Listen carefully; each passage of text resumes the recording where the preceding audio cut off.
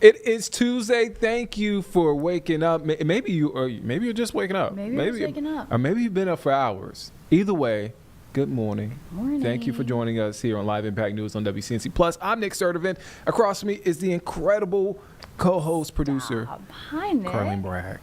Hey, how are you doing? I'm good. Doing Good. We got Majestic coming We got in Majestic. Here. How are you doing, Majestic? I'm doing good. How are you doing? Where- Got my iPad in my ear. She's going from studio to studio, guys. So we got to give her a little time. I think Carlene was thrown off for a little bit. She was like, wait, what's happening? Majestic is in here. We're going to get a check on the forecast in just moments. Going to let her settle in. She's coming from one streaming show to another streaming show, so we're going to let her catch her breath. Well, let's get to the top headlines. That top headline, weather, of course. It is raining here in Seattle, North Carolina. Continues to rain, but there is a light at the end of the tunnel. End of the week, sunshine, back to normal summer temperatures. We'll get into all of that a little later. Next big headline involves the Trump administration. So the Trump administration has agreed to once again delay the deadline when tariffs on Chinese imports would rise as discussions between the two sides continue. That new deadline is set for November 10th. So we're a few months out from that deadline.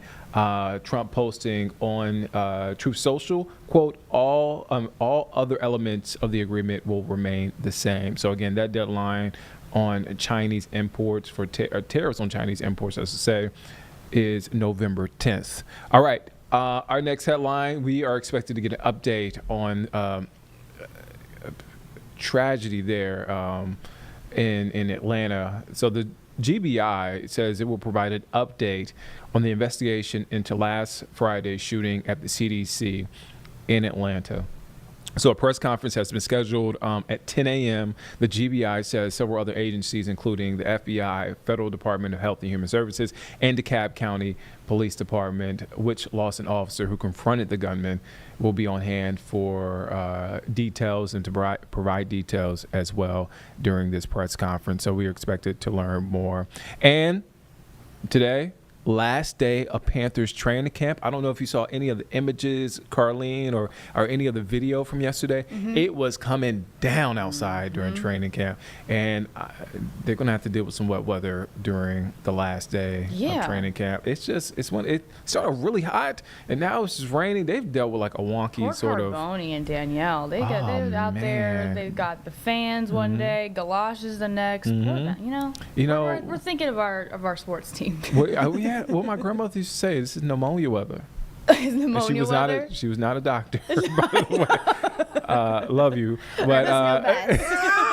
But look, they've been doing an incredible job, so we're getting an update out of Panthers training camp. And look, the Panthers are playing their second preseason game on Saturday at 1 o'clock against the Houston Texans, so they will travel to Houston to tomorrow or either tonight. So they will be in Houston for a few days before that second preseason game against the Texans.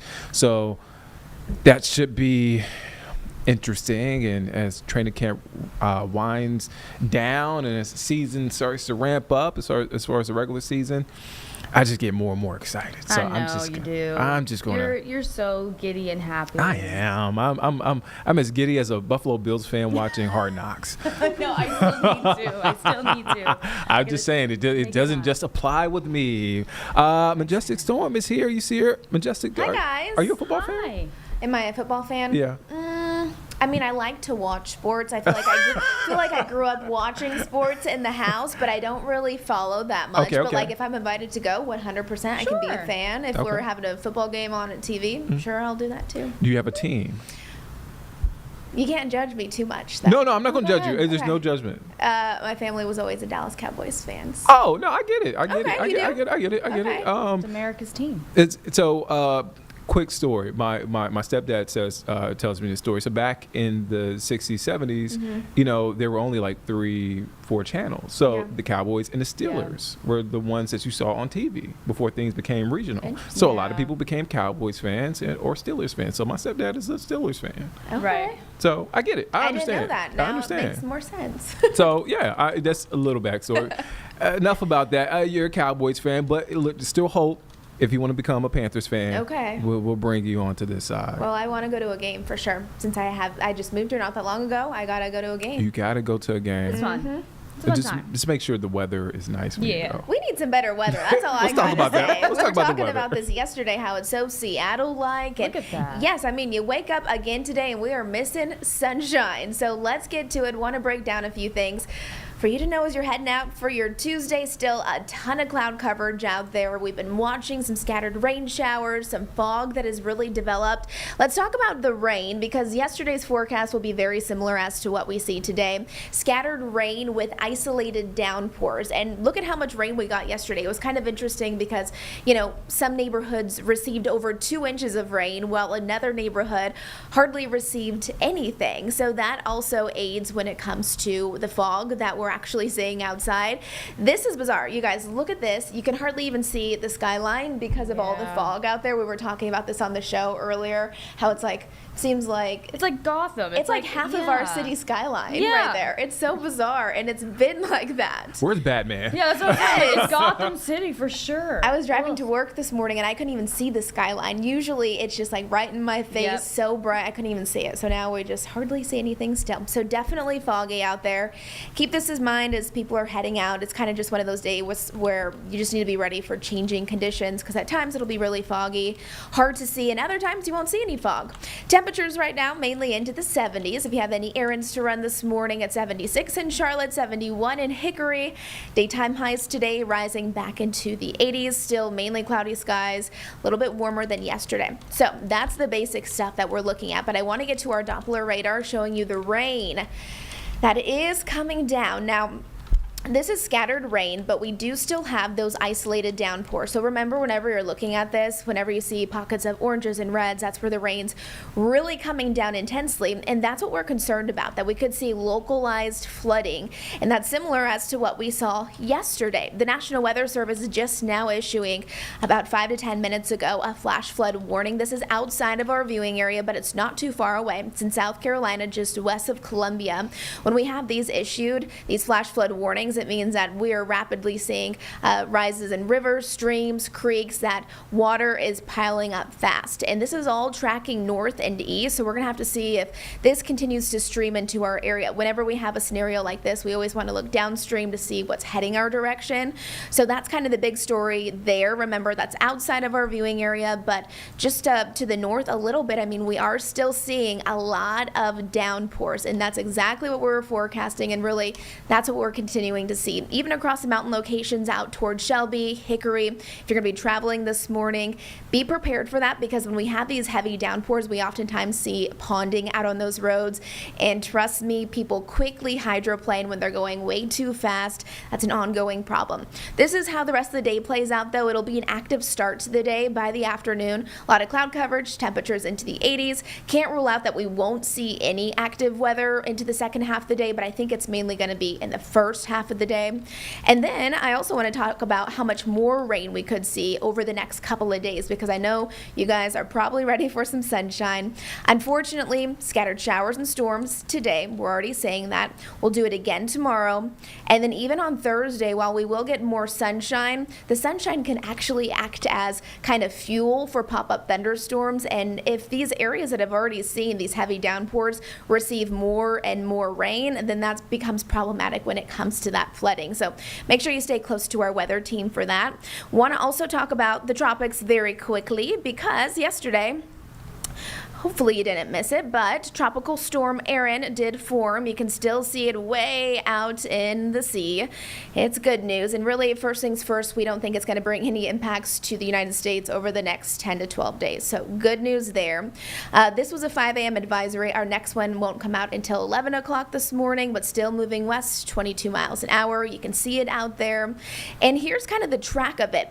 Not only is this going to be, very, very probably the first hurricane of the season, but it could be the first major hurricane, turning into a Category 3 hurricane early Sunday morning. But even by that point, it's still very far away from the United States. Now you can see our spaghetti plots still indicating models. I mean, a handful of models are showing that because it's a stronger storm, it's going to have more of that northeasterly curving and turning. So that would just kind of turn it back out into the sea, which would be great news for us because we don't want it to get close, of course. And now that's going to be the fifth named hurricane or the fifth named storm, I should say, possibly the first hurricane of the season.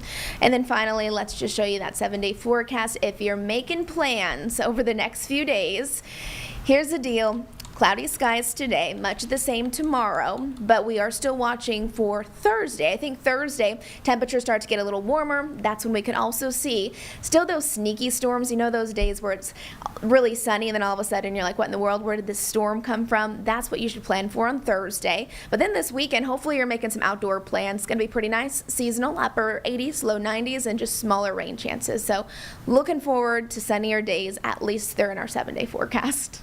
Do you have any plans this weekend?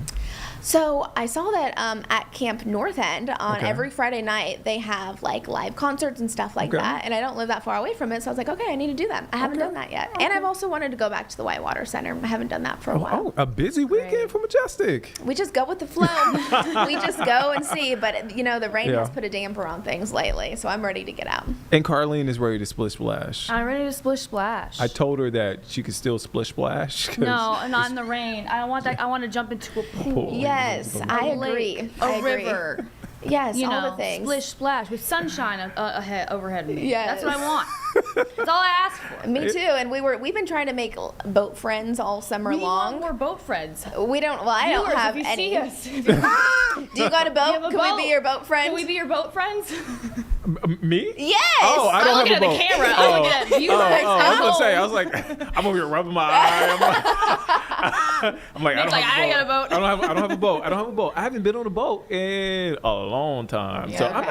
I'm not a good boat friend. Okay. I'm a land friend. I'm a good. Well, land. we need those two. Yeah, land I could friends, be that. Boat friends. I could be a good land friend. But I could take a splash too, even if you don't have a boat friend. I was telling you, I'm like, I just love a little floaty. I'll take an inner tube. That's all you need. That's all. Yeah. I'll take an It doesn't take friend. much. Yep. Look, your time to shine is this weekend. So both of y'all, hope y'all live it up. I'll be somewhere in the AC.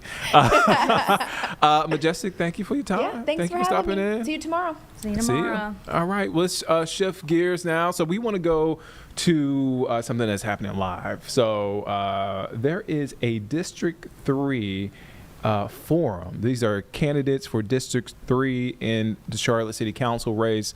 That forum has been going on now for about 45 minutes or so. I do want to point out current city councilwoman in that district, Tijuana Brown, is there. You probably saw her in the wide shot. So Tijuana Brown recently filed for re-election.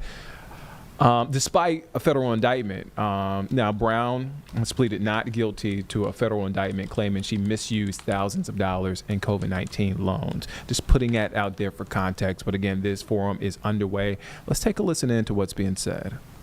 With various neighborhoods and organizations all along the 77 South as a result of that. So talking with my neighbors, not only in West Boulevard, but Dilworth, and other organizations. So I chair the Charlotte Mecklenburg Climate Leaders Transportation Committee, where I am actively been doing this work, making sure that we're having tough conversations about transportation and making sure that we are also thinking about community benefits agreements. So let's say that we do expand 77 South, and that's something that City Council voted on with the state. But how are we making sure that the residents who might be impacted by that expansion, one, that we're being thoughtful of minimizing any negative impacts of that? Could that lead to displacement? Let's not even talk about air quality. We know that Black and brown neighborhoods have seen our highways go through our neighborhoods oftentimes. So there are so many conversations when we're thinking about community benefits agreements, making sure that the different organizations are having a seat at the table so that we're one, minimizing impact, but also making sure that we are thinking of agreements, binding agreements, to making sure that they are not being left out. Public service is what you asked, Ms. Forrest, and thank you so much for that question. I serve public every day. And recently, I went down to the airport with SEIU and with their Articles of Incorporation and walked into the office and stood with them. That's public service. You know, I'm a doctor. I want people listening to this feed to be able to not have to look up words when I'm speaking. So I want to speak plain in layman's terms so people can understand my rhetoric and what I'm saying. Public service is what I do every single day. Standing on the corner of West Boulevard with the business owners and trying to come up with a safety plan on the four corners of West Boulevard, the business owners, the restaurant owners, the owners that own the property up there, asking for the young guys that are standing out there and people are getting killed out there. That's public service. People can call me and get my email or my telephone number and I show up for them. That's public service. You said recent. That was just last week that I was at the airport. So I just want to stick to your question and I'm done.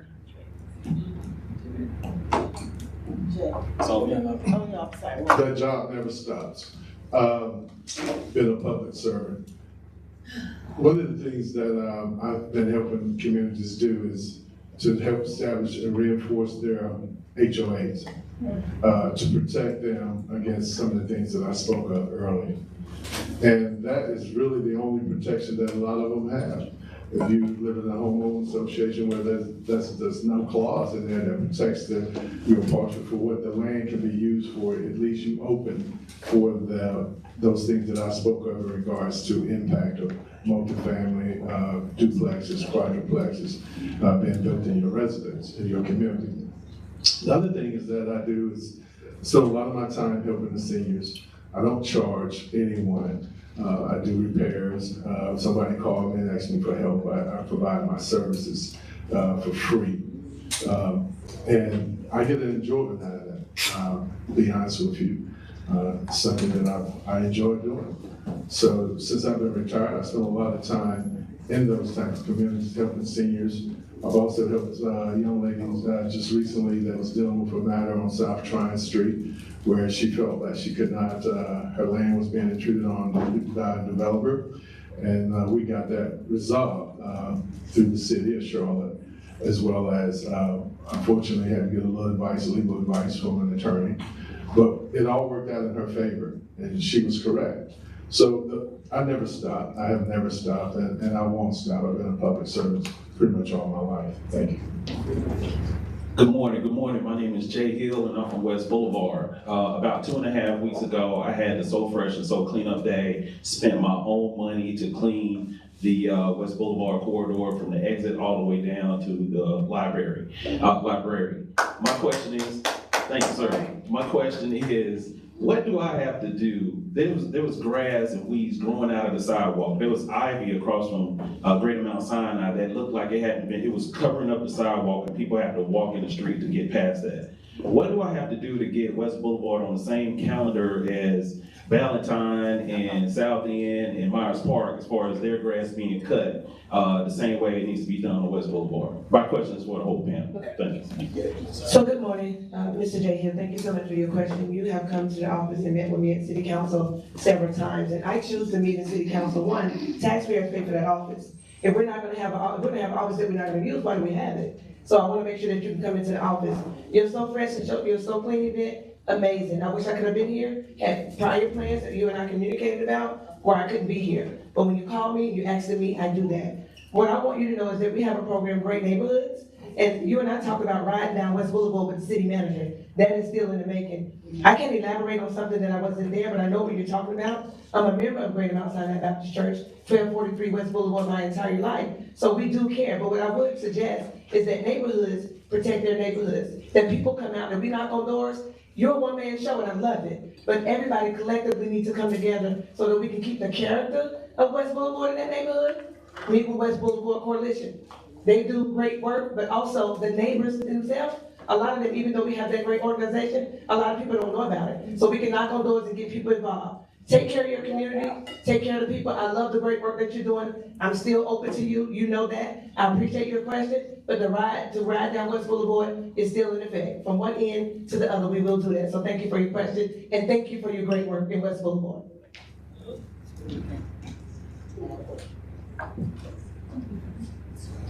So I had the honor of being able to attend the event, and I thought it was a great opportunity. Those are the type of things that we do also where I live in Nations Ford, because we know that sometimes the maintenance isn't occurring as often as we would like, and sometimes you have to help things along. So appreciative of the work that you're continuing to do. So I think first it's important to figure out who maintains the road. Is this a state road? Is this a city road? So that we're being thoughtful of talking to the right people. So, there's really no point in trying to talk about something if we don't know who we should be talking to. So that would be my first concern, determining who is in charge of maintenance of that road, and then figuring out how do we have a regular maintenance routine on there. So I think that's the first key thing, and that's the type of leadership that I brought to my neighborhood.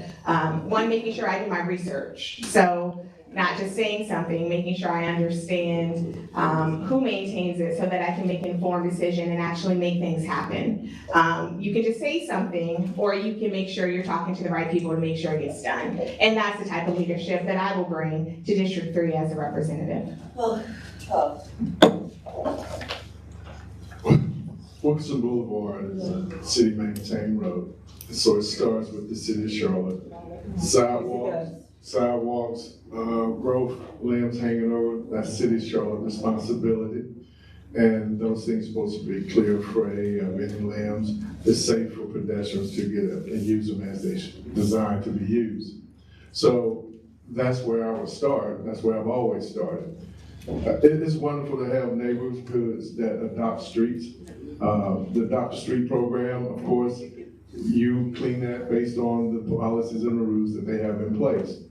But the city of Charlotte, unfortunately, is not in a position, so they say, to come out and clean your street every day. But they have an obligation to make sure that it's clean and that it's safe. So that's where it starts, and that's where the buck ends. It's not the citizens' responsibility. You volunteer when you adopt those streets, but no one holds you accountable for whether you do or don't, other than yourself and that sign. And I'm not advocating that that's what you should be doing. The first phase of this starts with the city of Charlotte and getting staff out there to do what they're supposed to do, into those garbage cans, clean up around those bus stops. Because all of those things is a reflection of our community, and it invites more of it when we don't get on it. When I was on city council, I used to get those calls through Emerald. It didn't stop there. I went straight to the city manager. Nobody else. And Pam Seifert made sure that was addressed immediately. And we get the report back when it was done, based on the time and when it went through. So that's the way it should work, and that's the way it's supposed to work. Let's make sure that it's working. Thank you. Good morning, thank y'all for being here. My name is Mary Jane Watkins. I'm a pre-law fourth year student at UNC Chapel Hill. Awesome. Thank you. Awesome. Thank you. And I ask a similar question to all the candidates each week, so I'm gonna ask it again. There's a growing feeling of uncertainty, especially among my generation of college students and recent college graduates, of being from Charlotte and not being able to come back after we graduate to own a home because of the current state of our economy here and the rising in house prices. But what will you do if elected and re-elected to support young people in home ownership? Thank you so much for that. And it's nice to be a city council member, so I can know exactly what's going on, know the policy and the things that we're putting in place. For young people, a workforce development program that we have, you graduate right out of high school and you can come work for the city of Charlotte. And I know that you're a student at UNCC and you can start making $55,000 to $60,000 a year. I show up for that every time they have something at West Charlotte. But for me, I'm a champion of young people. People always talk about bringing people and meeting people where they're at. I do that every day. I started the youth town halls. I brought those back into city council, leading and led by the youth. I work with organizations at Johnson C. Smith University campus for young people, which I'll be speaking to them next week. So your ideas are my ideas. I love the fact that you're asking what we can do, because Charlotte is growing, and it's growing out of price, and nobody can afford to live here, even me, as a city council member. That's my truth, that's my transparency. But we're gonna continue to work. We're gonna continue to work on the Housing and Safety Committee and make sure that you're at the table, that your voice is heard, and that we can implement policy so we can bring you forward and make sure that you come back and help our city grow in a way that it needs to grow, not for just one person, but for all people from all dynamics and all walks of life. So thank you so much for that question, and thank you for studying pre-law at University of UNC Charlotte. Thank you. Chapel Hill, UNC Chapel Hill. So I think there are some great programs that the city currently has with House Charlotte to help with down payment assistance for young people. So those are great opportunities to help young people and just all Charlotteans get into homes. As I stated at the PPC forum, maybe like a week and a half ago, the importance of HOAs enforcing their bylaws. So that's something that I have done for 9 years. As the HOA president of my neighborhood, we enforced our bylaws to make sure that corporate buyers could not get into our neighborhood. So our bylaw said that 20% of the actual residences or units had to be 20% could be rented. Anything more than that, they had to go on a wait list. So we have been able to create an affordable pathway to home ownership in my neighborhood, actually based on that in conversations with the city, Housing Neighborhood Services. They actually implemented a program to help strengthen HOAs. And that was based on my recommendation with those bylaws. So there are only certain things that the city or the state can do, but those HOAs actually have the power to enforce those bylaws so that corporations, people who are just coming in to buy, to rent out, can't just come and do that in neighborhoods if there is a rental cap in the neighborhood. Yes, that's gonna take some time and effort to log and things like that, but that's important. So in my neighborhood, residents have been able to buy homes for less than $250,000. And that's novel when you think about Charlotte. And that's the type of leadership that I bring, being intentional and thoughtful of how can we actually create a pathway for home ownership for residents so that everyone can enjoy this beautiful city. The neighborhood she lived in, I drove that development off of Arrowwood Road. So I said this last night, I had to address this question last night because it's a very serious question. I'm not on council now, so I don't know what exists right now in their policy or what they're planning to do, other than what we read about the affordable housing initiatives. And so what I'm going to tell you is this: you should be able to live and have an opportunity to live in Charlotte. I used my daughter last night as an example of this. She lives in Raleigh. She works for a company there. She wants to move back home. And she don't want to live in my house. She wants her own house. We've been looking. So all that's on the market, we've been saturated with townhouses and apartments. But apartments and townhouses, you're paying $600,000, $400,000 for a townhouse, no land, just as a glorified apartment, if you don't know what.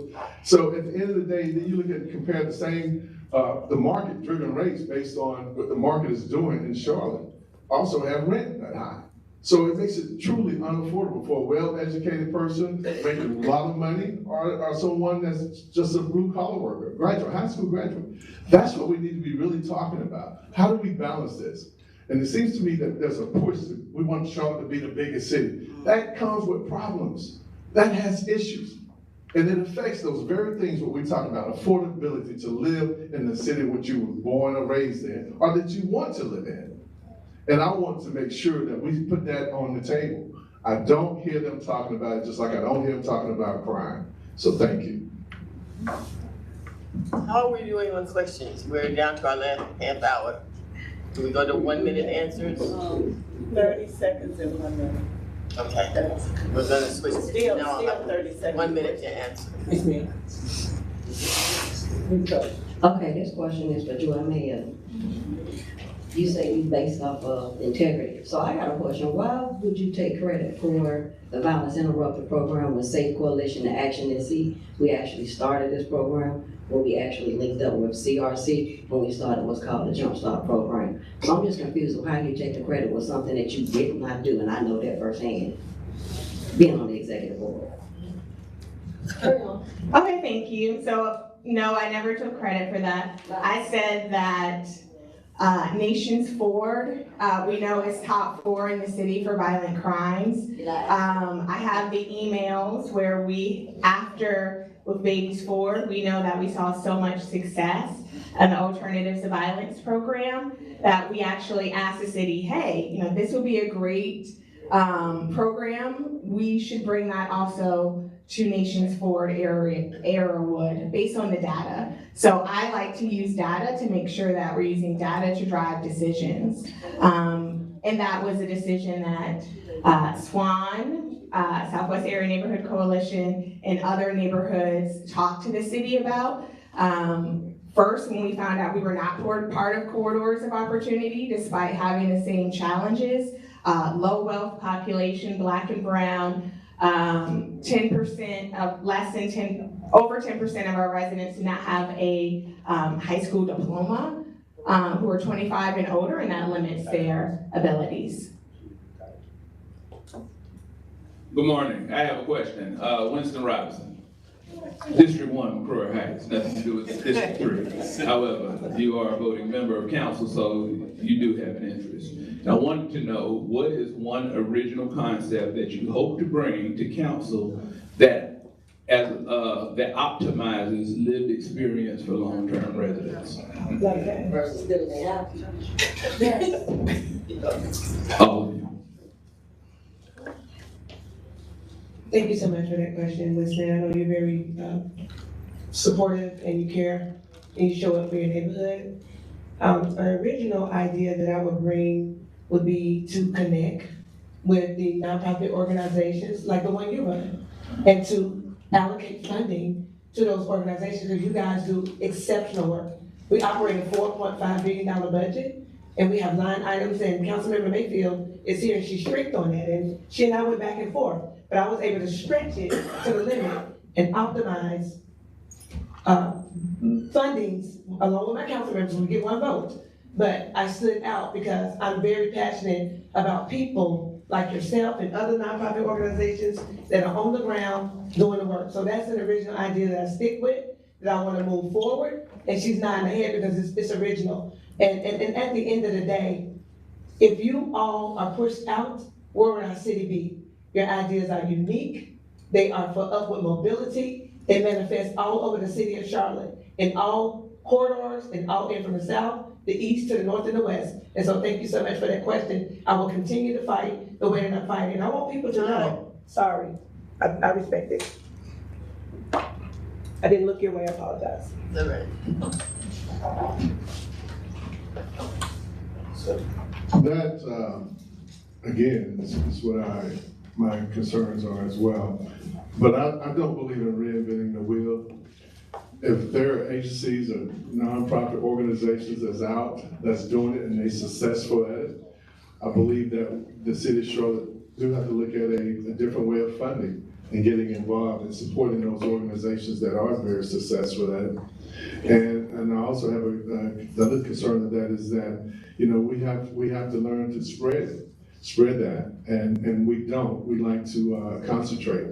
And when we concentrate, I think it has an opposite effect of the quality of life, and especially in the housing sector.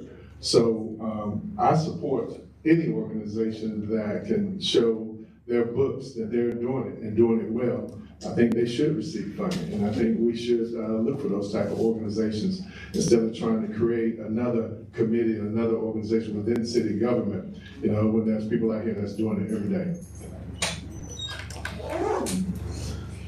Thank you. So when I think kind of about the smart growth model, I really love the fact that that whole 10-minute cities, being able to enjoy where you live and not just having to go to Center City to enjoy so many of the amenities. So I think first is just being thoughtful. Just every region have kind of what it needs to thrive, and having those conversations with residents. So are people able to enjoy where they live without just having to always travel? And I think part of that is having those conversations with neighborhood coalitions and neighborhoods. What are the type of activities that you want, and then seeing how can we connect them. So I know for Transforming Nations Forward, we're going out for Arts and Science Council grant, because we've heard from our young people that they want different experiences in our area. They want to they want to be able to do art where they live. We know that supports their social emotional learning. So with different art forms, physical art and visual art. And I think that's the type of thing that is so important, to make sure that people aren't just having to leave their community to enjoy it. Yeah. All right, good morning. I've heard a lot of terms like economic development, workforce development, displacement, et cetera. What are practical or realistic strategies or plans that you have to work with your cohorts on council to improve your particular district along these lines? Rather than saying we need to improve it, what are realistic things that you have in mind to bring to the table? There you get the ground running. I'll go last, I'll go first. Yeah. Or continue. Okay. That's an excellent question. You know, one of the things that I did when I was on city council, after I dealt with the crime matter, as I told you earlier, I alluded to that I put developers in my vehicle and I drove them around. But let me go back one page. I did something that was unique that they said they had never done before. I invited the entire city council, city manager, the city attorney, economic development, at that time, Mr. Tom Flynn. And we had a city bus. We all got on the city bus. And I drove them through, well, I didn't drive, but the city employee worker drove us throughout my district, and I guided him. I've given them the route we wanted to do. So they could see, you know, it's unfortunate that oftentimes my experience was that we sat there and we make decisions based on what's in that book and we vote on it, but we never go out and see what the reality of it is from the neighborhood perspective and the people that live there who it impacts every day. So I did that. And it made a great difference, because after that, it was much easier for me to move forward with the initiatives to support that. Thank you. I think expanding the city's existing program, so the Education to Employment program, is a great opportunity for young CMS students as soon as they graduate to actually be able to have good paying jobs, meeting $23 an hour, having a 401k, a pension, potentially having opportunities to also get training and education. So I think there are great opportunities that we can help our young people so that they can make decisions about what they're wanting in their life. Not everybody wants to go to college. I think that we need to create pathways so that everyone can be successful in our city. So making sure that we're expanding that so that all throughout the city, students have the opportunities. I always tell people, you don't know what you don't know. So if you don't know about those programs, how can you actually be involved in them and reap the benefits? So I think those are great opportunities that I think all of our young people should be thinking about, particularly when we think about minimum wage the way it is. Thank you so much for that question, Mr. Gary. And so I pride myself in being able to bring people to the table, and not just in the city government building, although I brought more people to the 15th floor since I've been on city council in a year and a half, probably than more of my colleagues.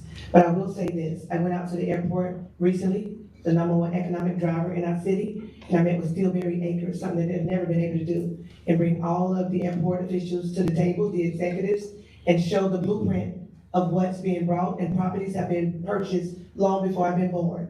I was born in 1971, and some of the properties out there have already been brought in 1969. So when we talk about what we're gonna do, we gotta be careful, because there's a blueprint out there that's already existed that we got to dig into and see what we can do with that. What can be done and what cannot be done. So I pride myself in going to South Charlotte, not just West Boulevard. Not just people that look like me, but people who look like that young lady sitting behind you. I work with all people. I bring everybody to the table. And that was a big move that I did with Steelberry Acres, to go out there, show them the blueprint, so they said we're not just doing things were done before I was born. Thank you.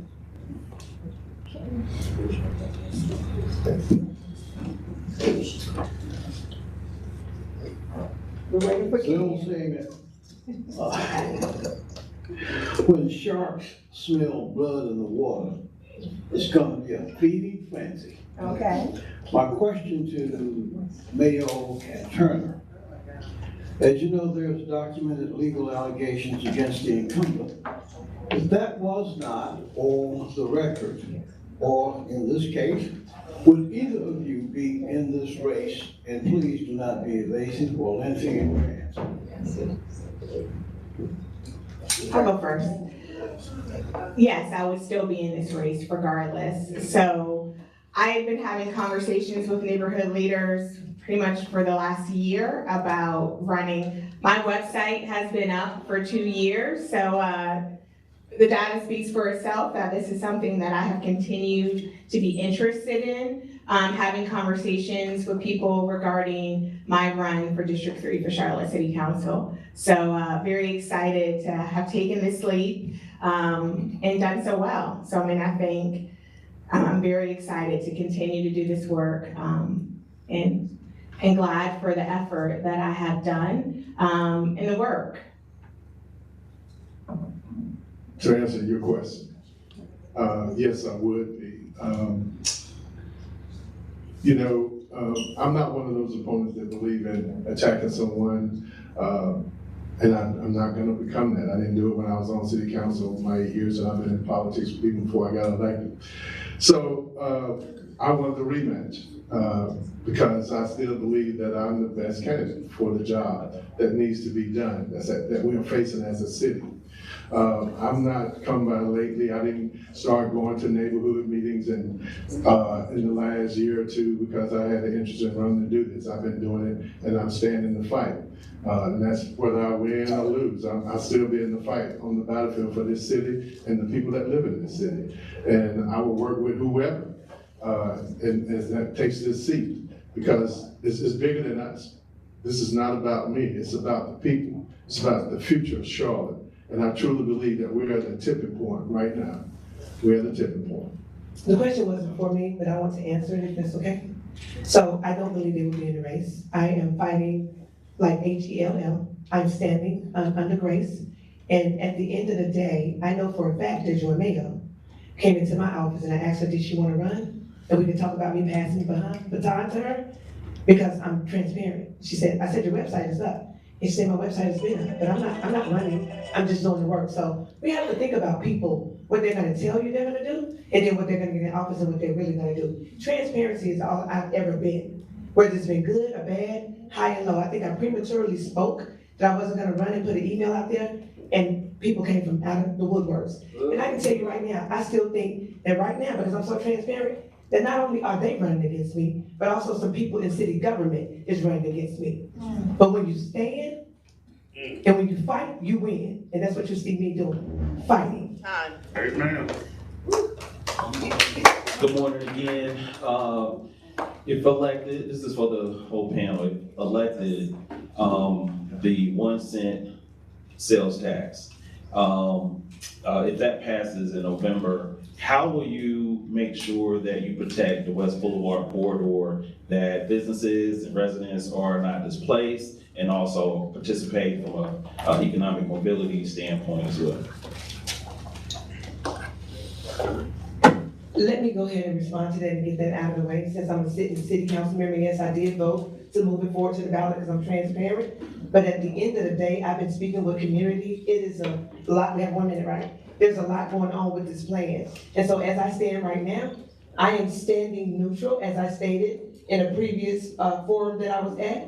I am letting the community and the people lead me. Right now, if you go to my Facebook page, it's about people that are living in motels that are gonna be displaced and put out. Yes, we need a different plan, but we also need the people that are gonna be affected by the plan to speak their truth to power, and we need to listen to it and bring it to the forefront, and that's what I'm doing. So protecting West Boulevard, protecting Woodline, protecting Steel Creek, protecting all of the neighborhoods that are under umbrella in the whole city of Charlotte. We need to hear from the people, and I just don't think we do things so fast and in such a hurry, we don't get to get out the information the way that we need to get it out. So yes, standing in truth to power, I want to hear from the people, more people. Thank you. You go. That was for the panel. That's for everyone. Yeah. Okay, So, you said that was for the panel. Oh, okay. so I am also neutral. I think that the residents now have the opportunity to vote to determine their decision on how they feel about the 1 cent sales tax. Yes, I've had lots of conversations with residents, particularly along Nations Ford, about potential displacement with all the various kind of conversations. When we think of the Silver Line, I think that it's important for us to think about land trust models, land banking. We know where the line is going to go. So I think that we can be thoughtful of starting to purchase land in that area. As I've told people, I am a fan of permanent affordable housing. I like to read the fine print, and often the fine print in a lot of these affordable complexes will say that it needs to be affordable for 50 years, 99 years, et cetera, et cetera. That's not permanent. That's just a couple generations. So I think that's the first thing, making sure we're being thoughtful of what we're signing and what we're agreeing to. My experience is in government, city council government, is that nothing is permanent. As we know, things revolve. There are things that they made decisions 60 years ago, but we've changed those things. I have my greatest concern I was chairman of transportation, as I stated to you earlier, vice chair, and I oversee the first 9 2-point miles of the light rail that started at 485 that ended uptown. Is that in this package, there are a lot of other things that I don't feel right now is in our best interest. And I think 2 mistakes the city made. They should have been more transparent. I think they should have came to the community a lot sooner. But their focus was, of course, we have to go through Raleigh. Whether or not they would help them to approve for us to put on a 1 cent permanent tax. And it has left a lot of things in that package that I just feel that we kind of rushing it. But I'm also one that believe that there's times like this when you put it before the people. But the people need to be properly informed. And I still don't believe that you are being informed.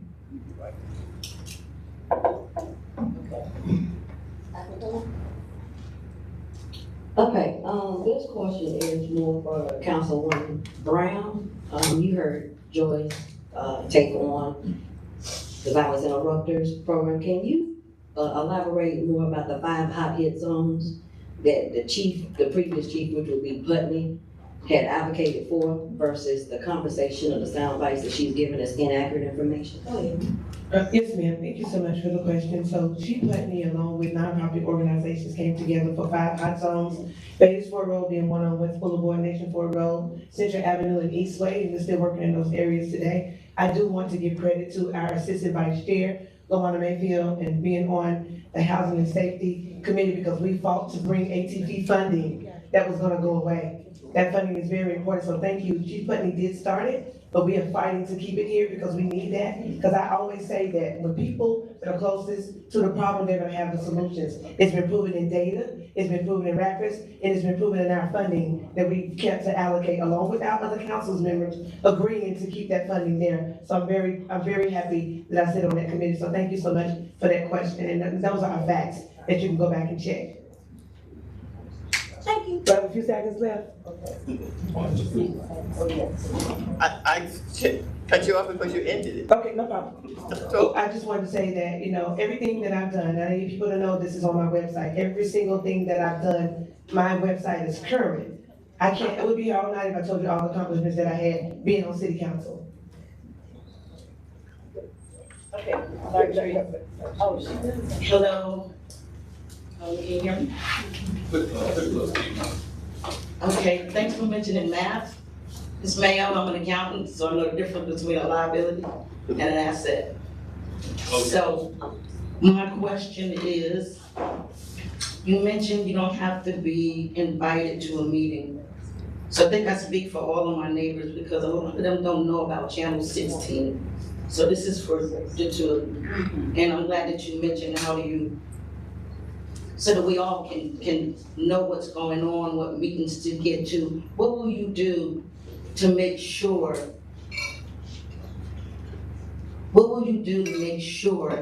that the residents of Charlotte, District 3 in particular, that we know when meetings are being held and things like that. Not everyone is computer literate. What will you do? Flyers or anything like that? Because most of my neighbors have never heard of you, Ms. Mayo. Okay, fine. So we just want to know how do you let us know what's going on so that we can show up at these meetings? Thank you so much.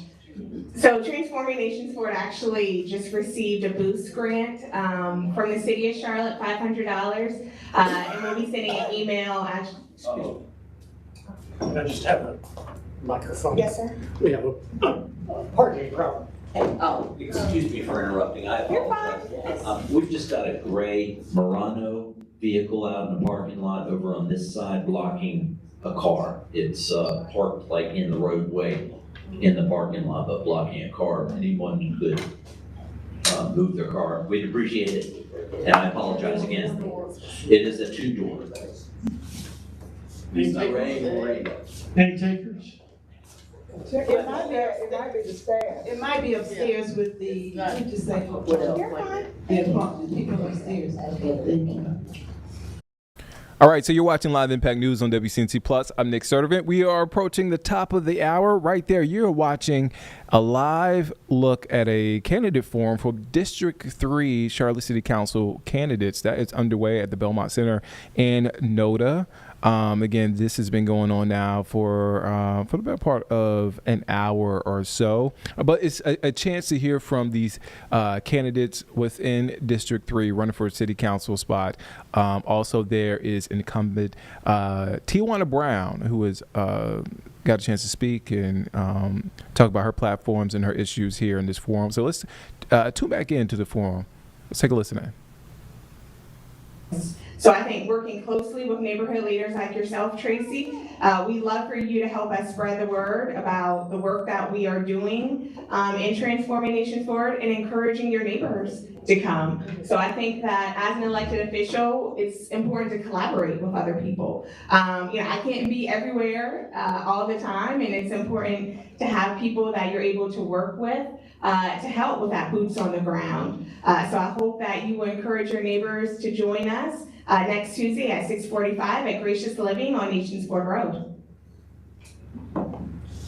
Ma'am, I just want to make sure I understand your question. Was your question in general, as an elected official, how would we help get the information out that's going on in the neighborhood other than Channel 16? Is that what? Yes, a lot of people don't even know about Channel 16. I watch it all the time. Okay. I don't miss a meeting. Again, I'm not down there anymore, so I don't know exactly what they're doing in all those aspects, but I think we can get a little creative.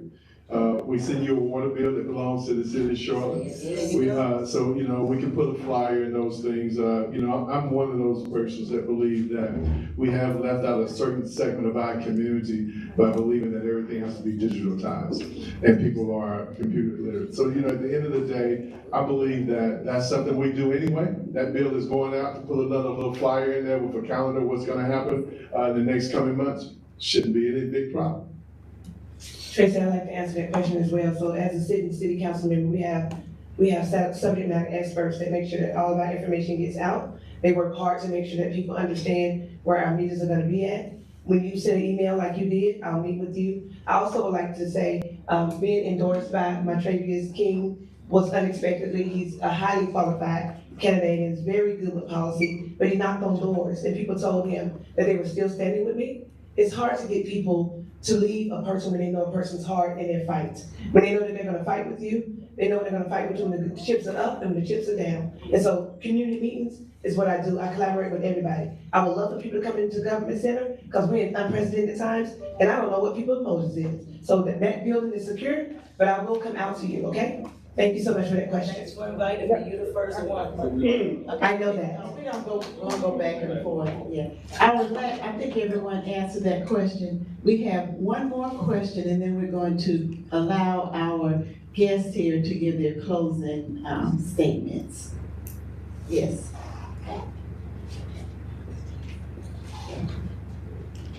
Good morning, everyone. Good morning. My name is Patrice Scale. As we all know, nowadays, the news out there is on the immigrants. I'm sorry. You're hearing me? Okay. The news out there today is on the immigrants. Immigrants. And I'm one of them. But so we are talking about the criminals as immigrants, and beside those criminals, they are good residents too. You only have 30 seconds. You need to ask your question. Yes, I'm just elaborating before I ask the question, if it's okay. No. Okay. So, before you become citizen to vote, there are 3 steps to take to get to that place. And we have to be resident before becoming citizens and votes. How will you address nowadays the immigrant situation as a resident in Charlotte area? If you will be able to reach out to them, what will be your program? I think that they're great organizations, nonprofits that we can collaborate with. Oftentimes with all the change that we're seeing at the federal government, people are a bit weary of working with government entities, but I think there are a lot of nonprofit organizations that are trusted, that are in the area that we can continue to work with. So I think leaning into existing nonprofits that are doing the work, also houses of faith. They have great spaces. They're all throughout the community. I think they're great opportunities to bring those 2 groups together to make sure that members of the immigrant population are receiving the support that they need, particularly if they're going through the citizenship process. So thank you so much for your question. To me, you are a citizen. You come in the city, you deserve to live in every zip code in every area. Definitely working with nonprofit organizations and also working with your council member in the area to share with you the resources that are available for you to be able to connect. There are a lot of nonprofit organizations doing great work, but you are the best representative of yourself. So when you find out where you live and who your district rep is, hold them and us accountable. We don't do that often enough. We go to the polls, we vote, and then we let them go and let them do whatever they want. There should not be any city council member unopposed, not single one, because we're not doing that great of work. So again, find out who your city council person is, get with them, connect with them, and then the resources that we have allocated for you should be at your fingertips. So thank you for that question. It is my personal belief that no community should be excluded. You live here in Charlotte, we should treat you as a citizen, as a resident. You should have all rights and privileges that this law allows anyone to have, if those laws apply to you. As far as services that the city of Charlotte provide as a resident, it shouldn't matter where you're from. We're gonna treat you the same, because it applies to everyone. So if you have a concern or complaint, we should have a system set up, whether you speak another language, and I'm sure we do, that we will allow to be able to communicate with those individuals when they call in or need services from the city of Charlotte. Okay, thank you all. And if you will, just leave us with your last statements before we start taking announcements. Yes. I open, so can I close? How much time is it? 1 minute. 1 minute. 1 minute. Okay. So good morning again. My name is Joy Mayo. I'm running to represent District 3 for Charlotte City Council. So excited to continue to do the work in the area. As mentioned, a former CMS teacher, so I moved to Charlotte to teach middle school math and social studies. Then purchased a home through HUD's Good Neighbor Next Door in Nations Ford area, and quickly realized that the area was not receiving the investment that it needed. And that really bothered me, particularly as I lived and worked in the area, and I was teaching the students. So I taught students, right down the street, and knew that the investment was needed. So I am excited to bring additional opportunities and investment to residents all throughout District 3, bringing the same enthusiasm, energy, and commitment, consistency, leadership is what I will bring as a District 3 representative. So I hope that I will have your vote if you live in District 3, August 21st, or tell your friends, and check out my website, joyforcharlotte.com. Thank you. I heard Ms. Brown say she wants to go last, so we're gonna respect that. Ms. Brown, again, I wish everybody on this panel luck. I bring what is unique here is experience. That's what separates me from the and success. As I stated earlier, that what we face, if you haven't lived here for the last 40 years, you wouldn't know that. But District 3, the District 3 you know today, is beautiful, it's great, but it still has challenges, just like the rest of the city of Charlotte does. And those areas of crime, economic development, and transportation, I specialize in. And I know my way around City Hall, but more importantly, I know how to negotiate and collaborate with folks to get the job done. Thank you. It is an absolute honor and pleasure to serve you as your current sitting City Council representative, Tijuana Brown. When I leave City Council, there will never be another like me, bringing lived experience, bringing the voice of the people. I have lived in District 3 for 54 years, from one side to the other. I have walked and lived what it is to be the change, the voice. I earned the title, the People's Champ, for meeting people where they at. Not one type of people, but all people, and bringing your voice to Charlotte City Council, District 3. You voted for me, keep me there. I am the difference. Tijuana Brown, Charlotte City Council, District 3. Go to my website, tijuanabrown.com. There is no other. When you lose me, you lose. A vote for me is a vote for you. Thank you. Okay, let's give all three of these.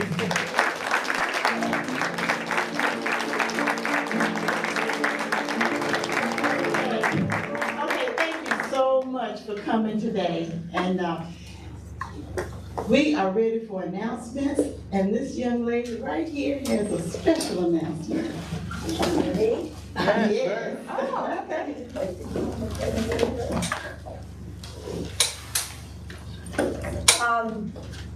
I suppose I should might be impressed on my whole team here, so. Okay, yeah. This is a radical change of subject here. Okay. So I apologize. I mean, all this politics is very interesting. It sure is. Can you hear now? Yes, ma'am. Okay. My name is Rosie O'Rear. I have heard of your group's wonderful work, past and present, and I'm honored to be with you this morning.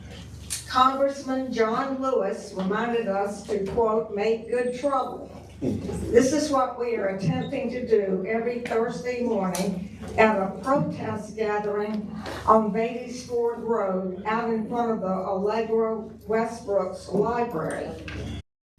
You're watching Live Impact News on WCNC Plus. We are at the top of the hour. Right there, you're watching live as the Charlotte District 3 Forum starts to wrap up there. There are candidates behind this woman right here speaking.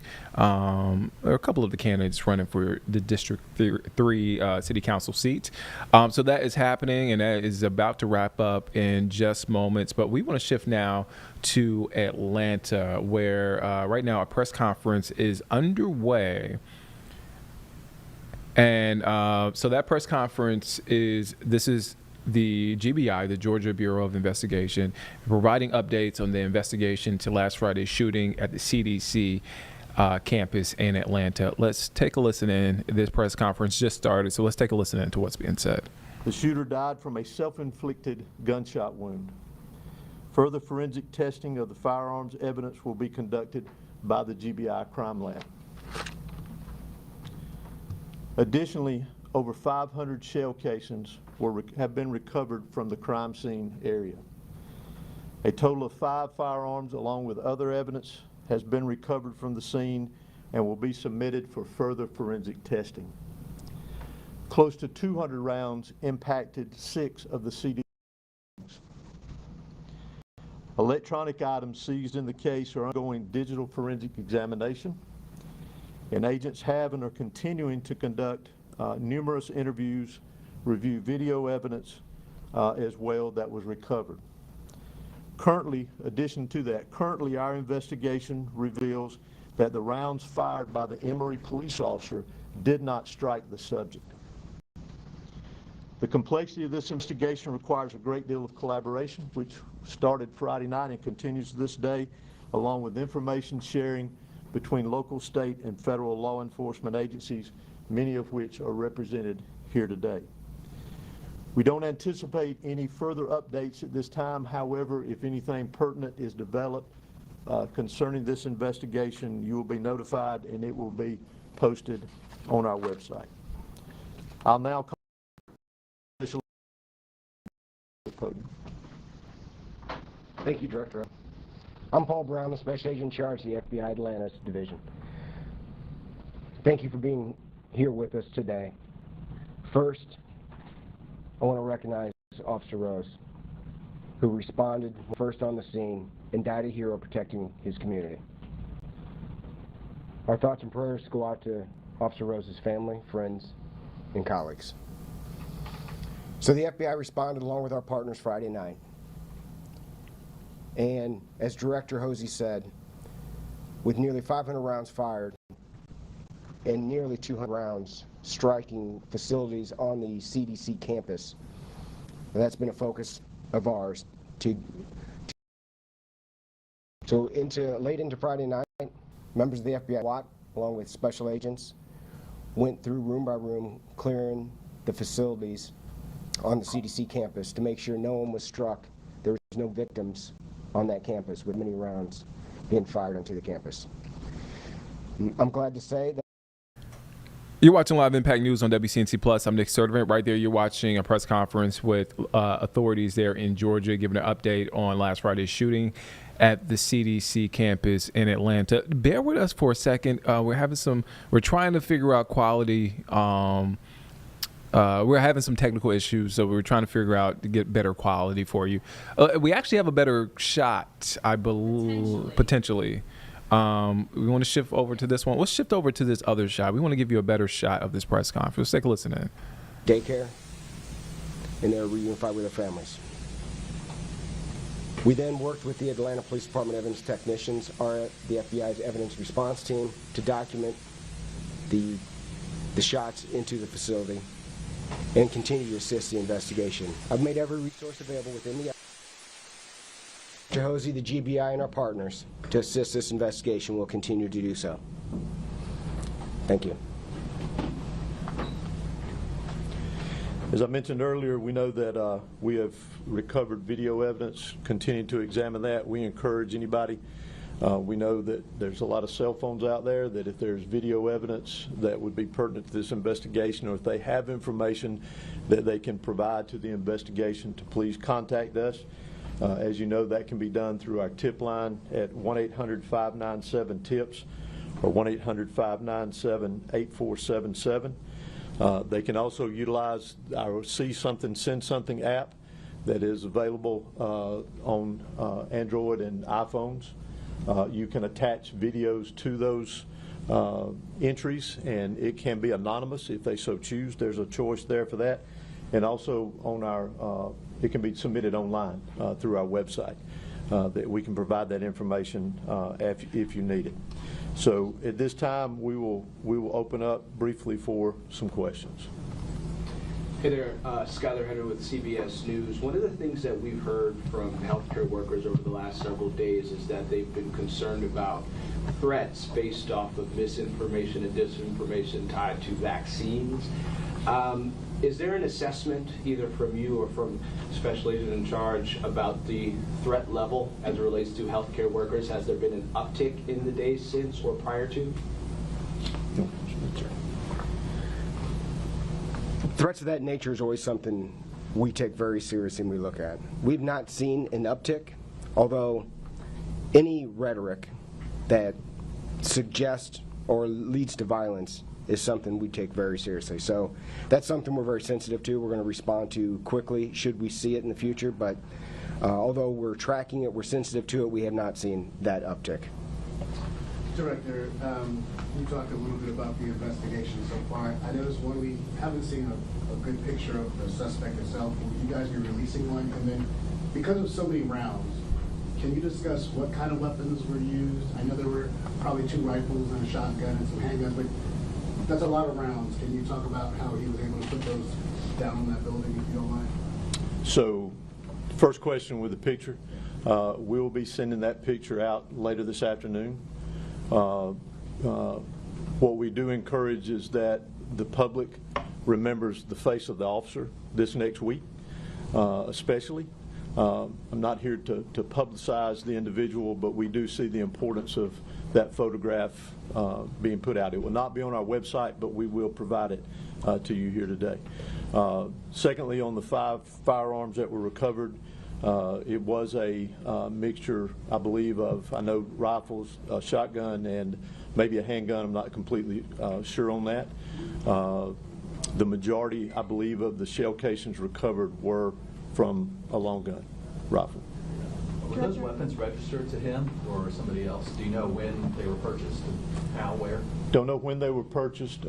Thanks to great work and quick work by ATF on Friday and Saturday and over the weekend, it was determined that the weapons belonged to the father. And as we mentioned, he was interviewed over the weekend, but they did belong to the father.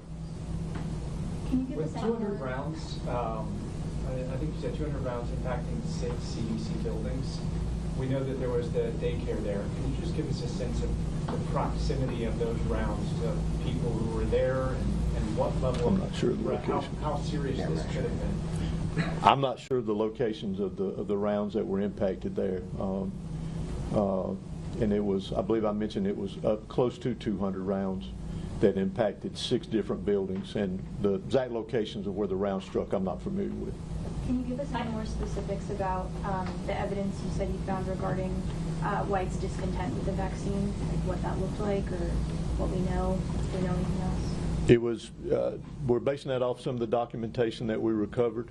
I would describe it as more of a public awareness.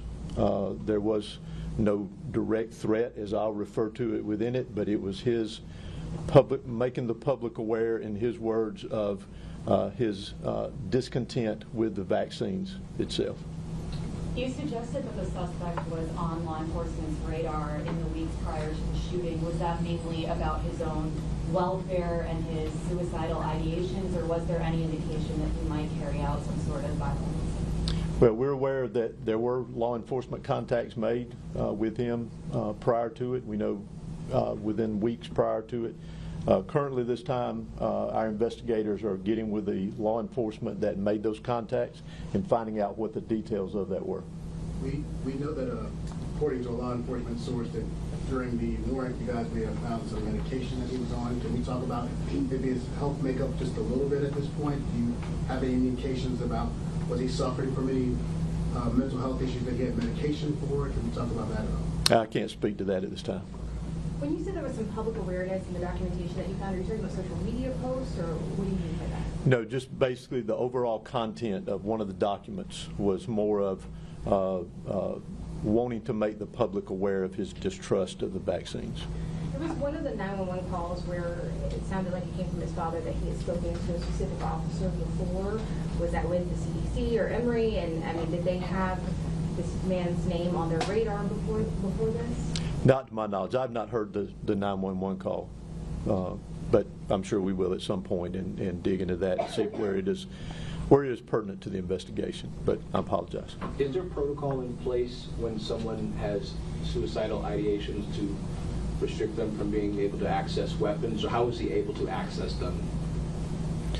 So all indications in our investigation was that they were secured and that he forced his way into the safe that contained the weapons. A lot of CDC employees are worried about returning back to the building.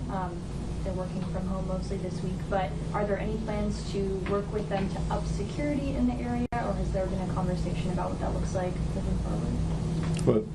Well, Paul may have more to add to that, but I know at our level we are in communication with CDC security, providing them any information that they need concerning now and in the present for security purposes, and we'll continue to do that with them. Anything to add to that, Paul? That's right. And we'll work with them on doing a threat assessment to their facility. And certainly, if we become aware of any threats to their personnel or their campus, we'd make them aware of that and take steps to protect them. I know when some couple CDC employees asked maybe would there be physical changes to the outside of the building. I don't know if you would even have that in your purview, but could you talk about whether or not there would be any physical changes to maybe either the guard shack or the building that faces the street like this one does? I wouldn't be in a position to answer that for the CDC. They're going through an assessment process now, so that's really a decision based on the results of that assessment. If they come to the conclusion that's necessary, then they take those steps. Can we talk about his arrival to the guard shack and what, if anything, was said and how they turned him away? I'm not familiar with the exact path taken that day. The majority of the crime scene that we examined was specifically in the intersection around the CVS pharmacy. What about You're watching Live Impact News on WCNC Plus. I'm Nick Sertivant. Time now 10:15. Thank you for staying with us here on WCNC Plus. Right now you're watching live. This is a shot out of Atlanta, Georgia. The GBI there giving updates on the shooting on the CDC campus on this past Friday. So you're hearing from several different agencies giving an update on the gunman and the case as a whole. All right, so we want to shift away from that, and we will be able to give you more updates as this press conference comes to a close at some point. We want to shift gears. We want to come back here to the Charlotte area. So the Panthers are I don't want to say back at practice. They practiced yesterday, coming off the preseason game, but they are another day of practice, the last day of training camp. Before they head to Houston for their second preseason game against the Houston Texans on Saturday. So yesterday, our Danielle Stein got a chance to catch up with, I guess you could say, a long-time Panther at this point because, it's still a relatively young team. Austin Corbett, center for the Panthers, catching up with him. And again, today's the last day of training camp. So let's hear from Austin and Danielle. Let's take a listen in. Austin, back for another season with the Panthers. I want to go back a little bit first to last year. You left with an injury and you were recovering from surgery. How were you mentally during that time as you were working towards getting back into football shape? Yeah, I'd say of my 3 surgeries as of late, that was definitely the hardest one mentally. ACL was whatever. Okay, first big one, feel fine. MCL was kind of like, all right, give my ACL some more time to recover. Now I'm finally feeling good. Playing center for the first time and in a really good spot, playing well, and just confident in football again, and just to have just a little bicep go. It stung, it hurt, but I just tried to stay around for the team as best I could, help the young guys out and help lead them, and got cleared right after the Atlanta game. So the last game of the season, I got cleared right after that, and so I had a full off season to get back into playing and OTAs, and now here in week 3 of camp, feeling really well. When you were out, what was it like for you to watch Bryce starting to turn it on later in the season, that you were not being able to be out there and protect him during that time, but he was, excelling at the end of the season? Yeah, it was awesome. He did such a fantastic job of just handling all the adversity that was in front of him as well, and just to still be in meetings with him, have those communications with him, just hearing his mindset in meetings, hearing his mindset still on the sideline as well, and seeing him operate just kind of allows us to now being back in camp and working together just to continue that relationship and just be able to play it off like nothing was missed. As this camp was progressing, the center position was one of the ones that did have some competition. What was that competition battle like for you, and do you like that, having to earn your spot basically? Yeah, absolutely. I think for me, just my mentality-wise, like I started my college career as a walk-on at University of Nevada. Like I had to walk on to a small school, so like you gotta love this game to be able to do that, and that's the mentality that I've tried to carry with me always. But it was a great couple weeks of camp, and just because like the competition's still always going on in this league, and that's the best part of it. And have such a good relationship with Cade, and just continually challenging one another, and just doing it for the betterment of each other, for the betterment of the team, and we've seen it already. Like you never know when your number's going to get called, and so you just got to stay ready and keep preparing and doing everything that we can to make sure that this team's going in the right direction.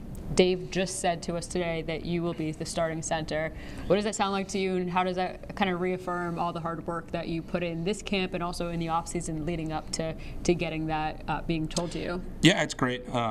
It feels amazing. I think that's never want to take it for granted, especially being year 8 in this league. It's a long time and it's a lot of work, and so just credit really to all the trainers and strength staff that we have here. Have continually battled and worked with me to get me in a good spot. And just grateful for them and for all the people that in the support staff that helped me get to this point as well. You've been back on the field this preseason working with Bryce. What has that been like for you to now see as he's taking that next step in his game as well? Yeah, I mean, it's palpable how different it is, and just his comfort level in the system, in the game itself, and for his ability just to make checks at the line and anticipate different defensive structures and kind of what's going to be brought at us at that point in time. And it's just that quiet confidence that he has that allows him just to go out and be the Heisman Trophy winner he is, be the number 1 overall pick he is, right? Like just getting after it.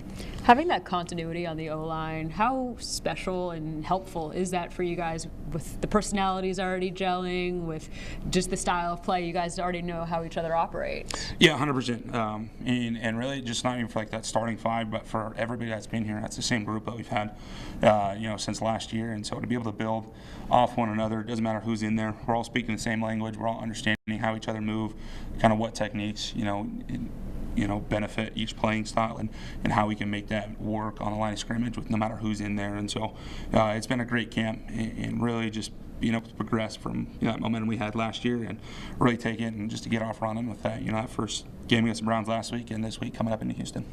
And Dave said that we might be seeing the starters a little bit more against the Texans coming up, maybe 3 series. What does that sound like to you? Do you like getting these more live game reps at this point in the preseason, getting ready before you actually start playing? Yeah, and I completely understand where he's coming from of like, hey, we got a home game. Starters are going to get out there. You're going to get your home day process right. What's your game day process look like at home? And now we get the opportunity to go on the road, and what's our process like going to be on the road? You got to feel those situations, be in them. So when we open up week 1 in Jacksonville, you know what to look forward to, you know what your routine is, and we can just hit the ground running. How is your leadership helpful for this team? Do you take in any of the younger players under your wings to help them with getting for that game day readiness and everything like that? Yeah, absolutely. I've been very fortunate in my career from when I was young. Had a lot of great mentors and veteran players that I've remained close to at this time, and so continually still talk to them and ask questions to them, and being able to share that and just always just want to help these guys that are coming in, whether it's here or some other team, like in some point of their career, like trying to just help them, give them 1-2 things that they can hopefully stick with and try to make that change and just be the help that I can. And lastly, just what does it mean to you to be still here in Charlotte playing with this Panthers team? Yeah, it's everything for them to, with my history over the last couple of years, like it's the risk, and I understand it, but their confidence to be able to re-sign me and their just the respect that we have for one another, and it's just home. It's just right where we want to be. It's why we signed here in free agency in the first place. We want to be here. We want to be part of this change. We can feel it. We know it's coming, and we're just excited. Absolutely love it here. Awesome. Thank you so much. Absolutely. Appreciate it. Austin's not the only person excited. I'm excited. It's like you feel change coming. I don't know. Maybe I'm just a forever optimist. Maybe it's me. I mean, Carlene gets on me all the time for being an optimist. I'm not getting on you for being an optimist. Okay. I want you to keep your expectations in check. Okay. You know what I'm She saying? didn't say low. I don't She want just you to said get your in heart check. broken. Okay, that's the. I do with the Bills every year. It's Trust the me, gift it sucks. and the curse Yes. of being a fan of a team. You get your feelings hurt. Yeah. I say there's a level of optimism because look, you hear the good things coming out of training camp, and then you see the first preseason games, at least the first couple of drives that I watched on offense and even on defense. Some of those guys, it looked pretty good. This is why it's important to take those reps in camp. We have Sports Director Nick Carboni here on the phone with us. Nick, I want to start backwards. I know today is the last day of Panthers training camp. Well, I didn't get a chance to talk to you yesterday in studio. We talked, in the hallway, off camera. But how would you sort of assess Panthers' first preseason game? And I know it's preseason. Well, the most important thing was how Bryce Young looked, and how Bryce Young looked was how Bryce Young looked at the end of last season. And that's what you're looking for as he enters his 3rd year, and as he tries to continue the momentum he built over those last 8 or so games of 2024. It's all great that he had an amazing game in Atlanta and scored 5 total touchdowns and a big win over the Falcons to cap off his remarkable comeback from the bench. but that's all for naught if he has a similar start to this season as he did last season. Now, there are a number of layers as to why it doesn't appear that he necessarily would have that type of start to this season. But I think one of them certainly is a change in approach from head coach Dave Canales and completely pulling a 180 on his preseason plan for Bryce Young and the rest of the starters, from only playing them in the third preseason game last year for, I think, 12 pass attempts maybe Bryce had, to giving them a lot of work in the first preseason game and planning to give them even more work in this upcoming preseason game at a tougher Texans team, and mixing in all of that with the fact that they have joint practices against those teams both weeks. So I think with him getting a lot more work, with the starting offense getting a lot more work together, having that complete meltdown week one becomes even less likely. Nick, one thing I noticed, at least the last several years, on game day in the stadium, it's just lacked that energy, right? And I remember going to a 49ers game a few years ago. It just didn't feel like a Panthers game in their heyday. It doesn't, I remember going to those Cam Newton Panthers games and it was standing room only. I know I just watched that preseason game on the couch, but it felt like there was a lot of energy. I mean, what was the vibe at Bank of America Stadium on Friday? Well, I'm sorry to tell you, Nick, I also watched the preseason game from a couch. My brother was getting married in Colorado this weekend. I think it was the only home game, regular season or preseason, that I've missed in 10 years. But I will tell you that the hints of that culture started to come back into the building towards the end of last regular season. And I think immediately to the walk-off win against the Arizona Cardinals, it was kind of a cathartic release of a feeling in a game that the Panthers have lost so many times over the better part of the last decade, that they were, and even last season, that they were able to win that game, able to win it at home, able to show the fan base and the people in the building that things are pointing in the right direction. And the players remember that. Guard Robert Hunt talked about that kind of feeling. It wasn't 75,000 screaming fans and, chanting, keep pounding for a half, but there was a scent of it. And I think that's what they're going to be chasing immediately this season. Now they start with a lot of games on the road. They're not home until partway through September, but I think that started to come back at the end of 2024. And they just need to recapture that as soon as they get back home this season. Carboni, you were there in spirit. That's all that counts. I was. I did get to watch all the way through Bryce's touchdown from Boulder, actually. So that was odd, watching Shedeur Sanders make his NFL debut from the place where he played college football. But nonetheless, I think back to your first question, the most important thing was Bryce and how he performed, and it was good. There's a lot of other stuff to peel back from the other night. It wasn't all roses, but that was the most important thing that everybody was looking for. What are the expectations going into the second preseason game? Will we see Bryce more? And part two of that question, one of the conversation that we were kind of having yesterday as you were walking in, some tough choices in that wide receiver room.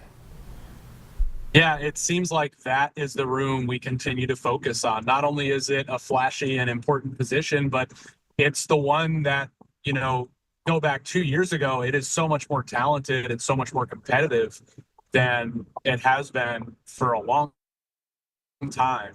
And, we've talked all about Hunter Renfrow, obviously, at the beginning of training camp and what a great comeback story he is. He is just getting that story back on track.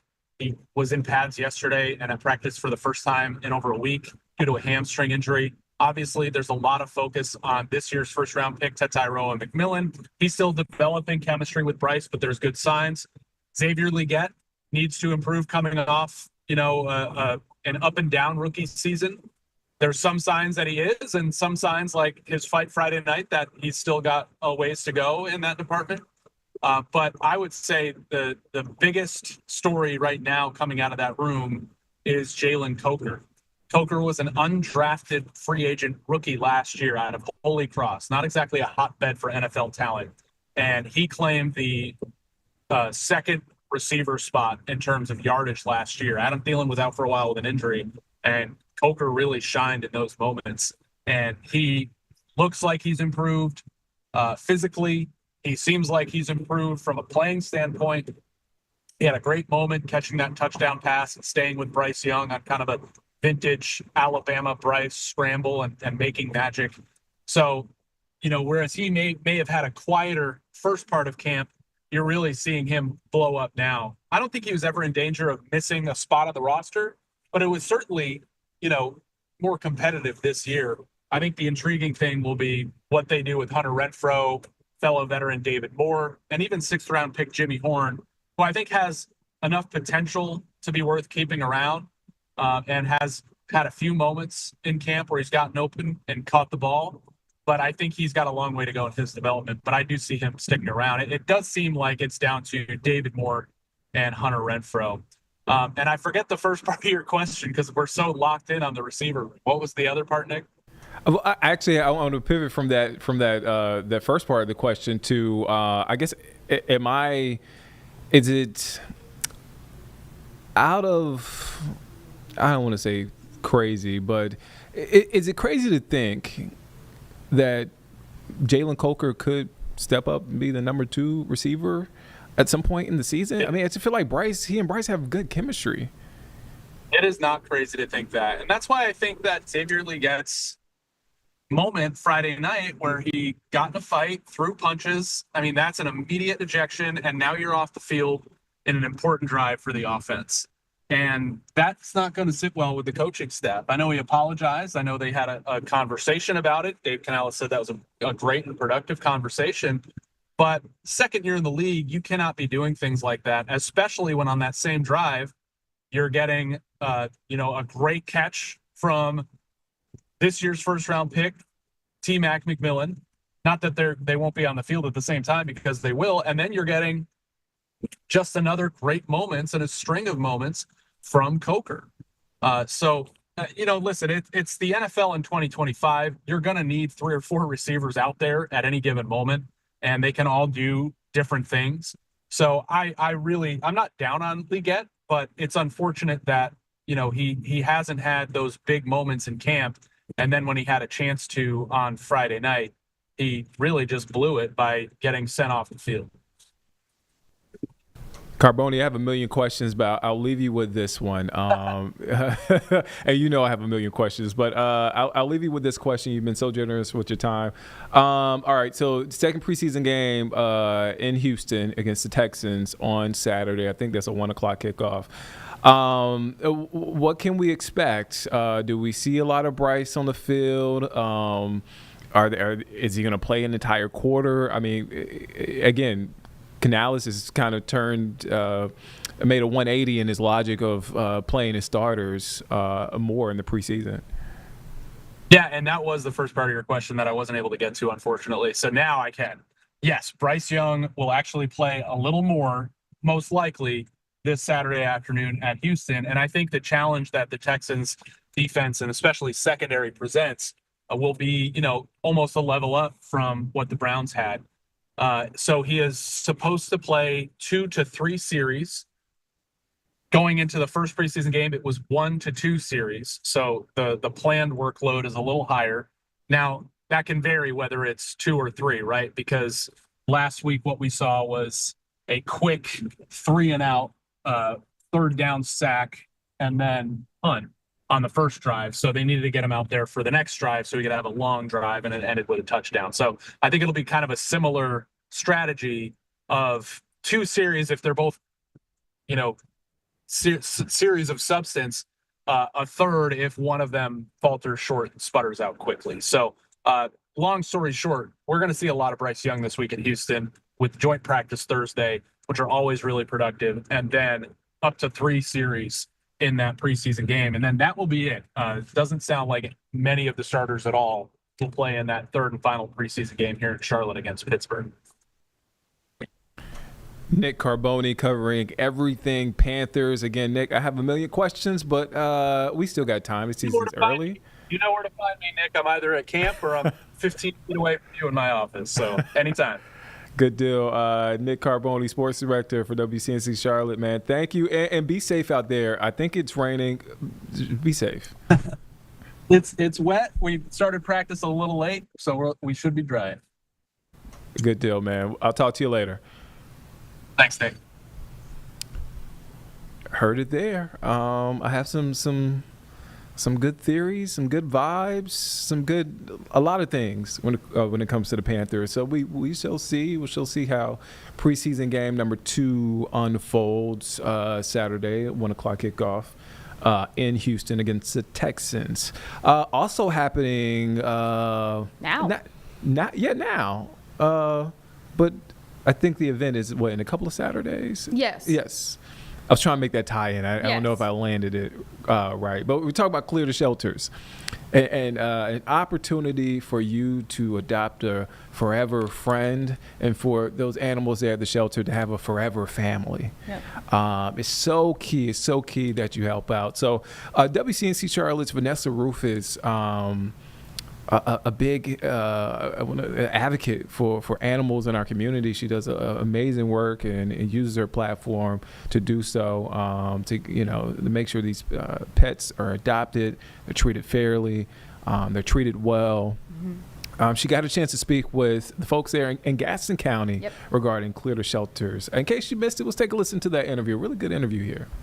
Of course, we've got Clear the Shelters, and this is a cause that is very near and dear to my heart, being a volunteer at a local shelter here and a dog foster, and really just an all-around animal lover. So I'm really excited to bring this next segment to you right now on Live Impact News.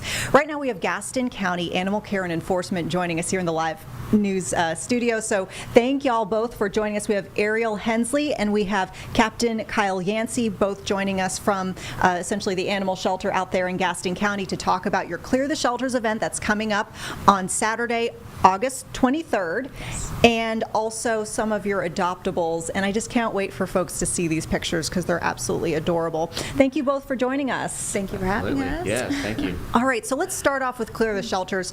This is an annual event that we do here at WCNC Charlotte, and NBC stations do nationwide, partnering with local rescues and shelters to really try to get the movement going with pet adoptions. And either one of you can speak to this if you want, but this is the time of year really when you need the help, right? Yes, I mean, pretty much any time of the year is the time that we need the help, but we do have a certain push during this time because things do start piling back up. When everybody starts going back to school, we do see a drop in those adoptions. So definitely is a great time to come out if you can. Yeah, and I mean, Captain Yancey, could you speak on what the shelter situation is looking like right now? I mean, I know we've been hearing from some that are, really, really full and just like constantly at max capacity. How are you all doing over there in Gaston County? The same as the rest of the nation, I'm afraid. Every shelter, every rescue is at max capacity, if not over, and they struggle to get those animals pushed along to their new homes.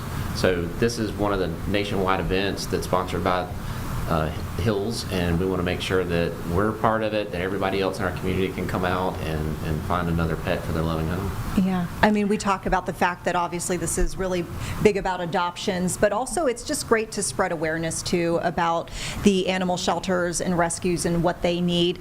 Just having done work with local shelters and also just rescues in the area too, I know that, donations are really important.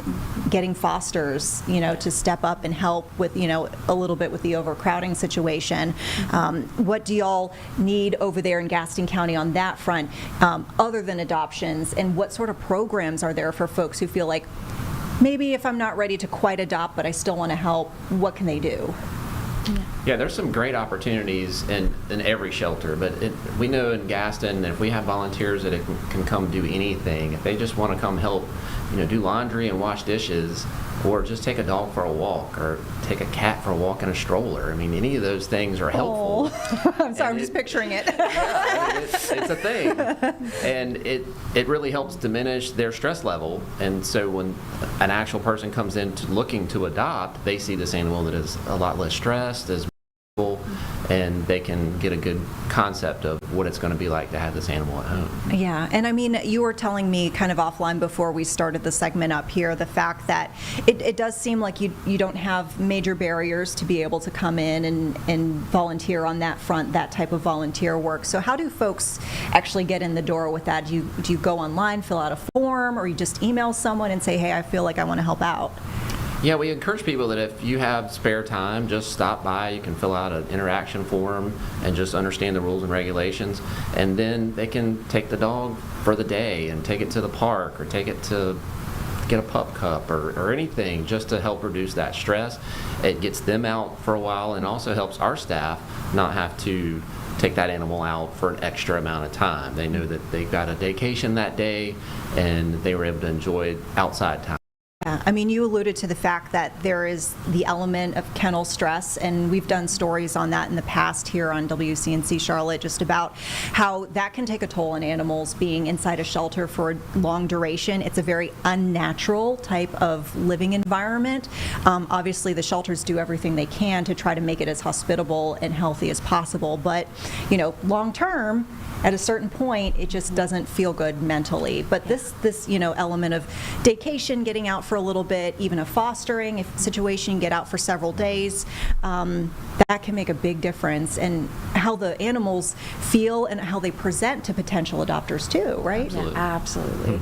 Definitely. We can also learn a lot of new things about the animals once they have that chance to get out. We've had some people take them to a park where they had access to a lake and found out that these animals loved playing in the water, or found out that they very much did not like the water. Even little things like that adds to what people understand the personality of the animal to be, and can be a great boon in getting them adopted. Also, photos. Photos definitely help me when it comes to that.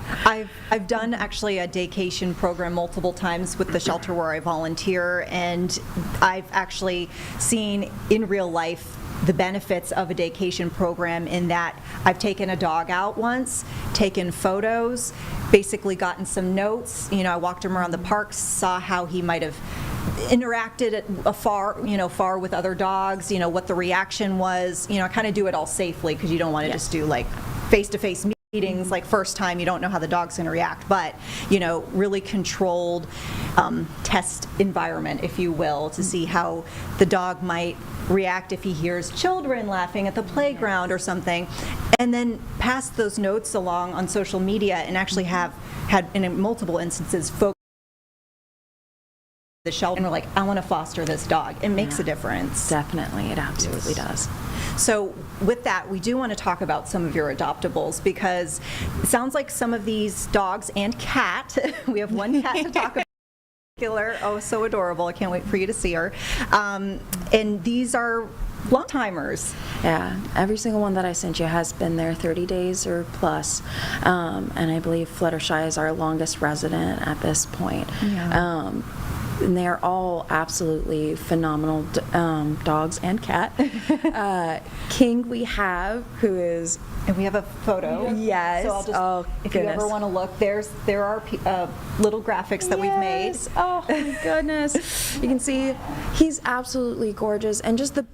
All right, we will take a pause from that interview. Really, I realized what I said. Take a pause. We're talking about animals. Clever. You're a clever man. I am a clever guy. But this interview with Gaston County officials regarding Clear the Shelter is a really great event. Again, we want to make sure our animal friends have a forever home, and so the event is in a couple of weeks. We're going to get back to that interview, but we have a live guest in studio right now, a friend to the program. Yep. Man, I think we need to start giving Tommy a badge here at the station. I mean, I see him all the time at this point. I see him all the time because he does great work. Oh, thank you. So Tommy Viola with Not Whole Foundation. Yes. Man, how are you doing? I'm doing great. Great to be back here. It's was here in April when we had a West Side Story event. That was an amazing event for us. Yeah. And now here we are, August. Yeah. Our second, big event, our signature event, Diversity in Baseball, HBCU Showcase. So a lot of good stuff going on. Thank you guys for having me. Of course. Let's get into it. So it's tomorrow and Thursday, the 13th and the 14th. Yep. what can folks expect? What is this event? I know it's Diversity in Baseball featuring HBCU talent, but what can folks expect from this event? Yeah, so as you know, I started here in February, and this is an event. This is the 6th year now that the Knothole Foundation will put on an event like this. So I'm jumping in. I'm learning the ropes a little bit, but so excited because it's been an amazing event the last 5 years, and this year is going to be outstanding as well. And like you said, it's a 2-day event. We invite high school baseball players, really from all over. We have kids coming in from Virginia, different states to come in and showcase their abilities in front of college coaches. It is, we will have a number of HBCU schools. We'll have another, colleges and universities as well. But the focus has been on HBCU schools, and it's exciting because a lot of these college kids will come out. They'll showcase their abilities. They'll be on the field. They'll get to hit. They'll get to do different skills competitions, and who knows, have an opportunity to further their career. These colleges, these coaches will be looking at them, and it's a great opportunity. We've had kids in the past that have gone on to school thanks to this program. So it's amazing to see, and it's not just the baseball part of it. We do a lunch and learn series on each of the days, and that's really fun. That's an opportunity for these high school kids to sit down and hear from these coaches, talk to these coaches, and not just about baseball, mostly about life. And that's an important part of this as well. So there's a little bit of everything. They get a hat. I love this hat. Oh, yeah, we you just got these in. Okay. Flex Fit, which is always nice. We're partnering with Stinger Sports. There's the S on there, but the 72. So 72 is because we'll have 72 high school baseball players. And 72 kids with an opportunity to further their education. So it's really important. They get a hat, they get a shirt, really, really cool. And like I said, just an amazing event. So I'm looking forward to it. I'm not going to talk weather. We're gonna have great weather, right? Where's Larry Sprinkle? Can you give me some good weather or what? For you, it's your first year of the event. What are you looking forward to? It's going to be some great talent out there participating, but what are you looking forward to the most? Yeah, I want to see these high school kids on the field. I want to see them sitting down, talking to these coaches. I want to see them getting some opportunities. I think that's the beauty of this, is that we hear from kids, and like I said, I'm just jumping in, but already, I've heard from kids from years past where, hey, thank you. Thank you for putting on this showcase. It's helped me go on to school and learn different things. And Coach Morris Madden, and his staff, and then all of our folks at the Knothole Foundation will be out there. We'll be talking to these kids. It's an amazing event. I'm really looking forward to just about everything from start to finish. Registration and check-in is at 8 a.m. Tomorrow. And it's a full day. It's a full day of events, and really exciting. And I mentioned, we have kids coming from other states.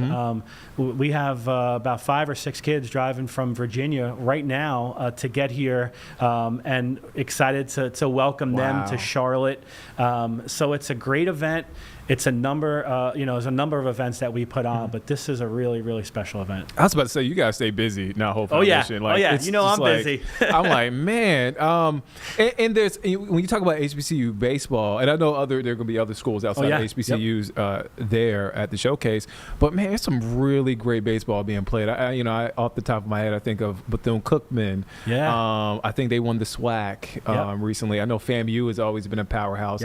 I remember working at my first station, a Fox affiliate in Greensboro, and they used to shoot a lot of North Carolina A&T highlights. So I saw a lot of that, and they play at War Memorial Stadium where the Greensboro Bats used to play. I'm going into the weeds right now. No, but that's great, and they'll be there. So NC A&T will be there. They'll have a coach there. I mean, a number of these schools will be well represented, so that's exciting for us. Bringing these coaches into town, seeing our facility. As I'm really just so fortunate to be where I am, have this beautiful facility, the Richard Stick Williams Dreamfields and Education Center. Stick Williams, he will be there too. Excited to see Stick this week. And, we have 3 fields, a beautiful facility, indoor batting cages, education center, classrooms. It's not just about baseball or even softball, because we are doing softball now as well, but it's about education, and that's a big part of it, and really excited to get out there these next 2 days. Tommy lives and breathes baseball, guys. I do. I just want to put that out. You can hear it every time I talk to Tommy. You hear. I mean, what is? And I've asked you this question a couple of times, but I want to ask you again. What does the sport mean to you? Everything. When it's funny, I spent 20 years working in minor league baseball, the last 13 years with the Charlotte Knights. Loved every minute of it. Was my dream to work in baseball. Baseball just takes me back to my childhood. It takes me back to those memories of when I played Little League.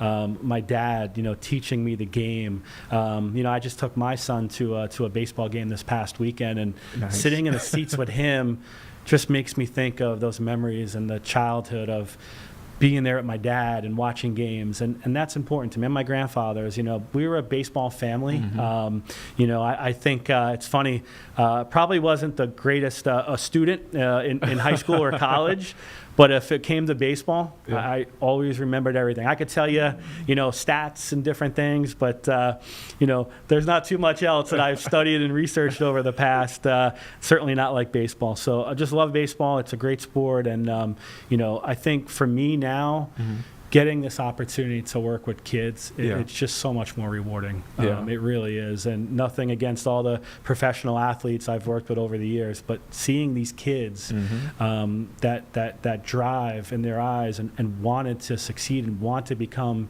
Major League Baseball players, it's exciting. And we're not out to make Major League Baseball players. We say it all the time. We're out there to make Major League citizens. We want to have these kids grow up and be important citizens. And so it's exciting. I could talk all day about baseball. No, I love it. I love it. It is so great. Before I let you go, let's talk about Carolina's Metro Reds. I know you mentioned Morris Madden, friend to the show. That tournament is the 15th and 17th. Can you talk about that? I know. Yeah. It's actually all weekend. So Friday, Saturday, Sunday, I have a bunch of stuff going on. Saturday, a big day. And Morris, talking to him yesterday, he's like, we got 12 hours of baseball on Saturday. I mean, it's like from start to finish. Like, Morris, what time do you start? 9 a.m. And we'll go, 8, 9 a.m. till 8, 9 p.m. So there's all teams coming in. He's excited because there's teams coming in from South Carolina and other states and all around North Carolina.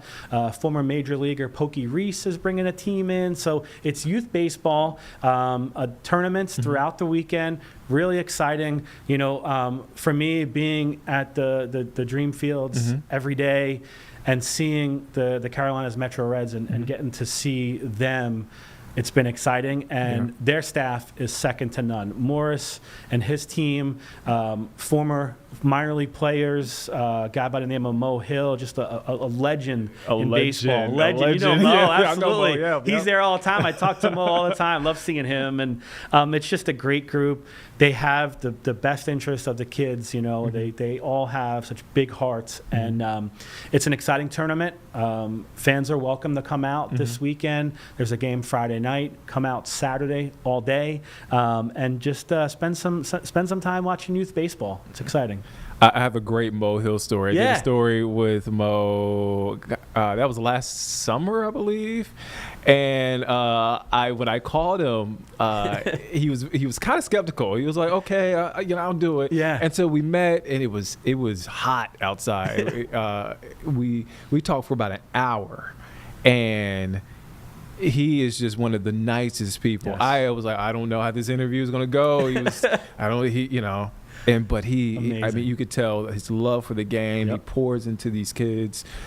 He like you said, he's always around the organization. So he is just a wealth of knowledge and just a better person. He is. And, you just think about the fact that we have these legends of baseball right here in this community. Yeah. Which Gastonia. is amazing. Yeah, he's in Gastonia. He's from Gastonia, and he drives over to us in West Charlotte all the time. And, if you're a kid and you're out there this weekend, talk to these guys, you know, learn from them. They've been through it all. I mean, for years. Mo came up the ranks of minor league baseball and dealt with a lot, and just a special person. And it's a special place. It really is. And actually, I think I got Mo to break down in some tears. He was talking about the kids. He was talking about the kids. Loves the kids. He loves the kids. So he Yes. has a lot of passion. Tommy, thank you, man. Thank for you. stopping I'm by. so glad to be here. Thank you so much. Again, 2 events happening. Now holds 6th annual Diversity in Baseball HBCU Showcase. There'll be other universities there as well. August 13th, 14th. Also, Carolina's Metro Reds weekend tournament.